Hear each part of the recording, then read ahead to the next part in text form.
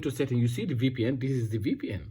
So go, in order to delete it, now you need to go to general, tap onto general. Then you see it says VPN and device management. Now tap this one. Now here is the VPN that I would like to disconnect, or I would like to delete, or the configuration. Tap this one. Now here it says maybe you will find so many VPN that you wanted to you can choose the one you wanted to delete. In this case, I have only one VPN, which is Opera VPN. I'm going to delete this one. Choose this one. Yes. Now, if you choose the, you see here we are. So it says it says delete VPN. You see, delete VPN and delete. Now you see it's already deleted.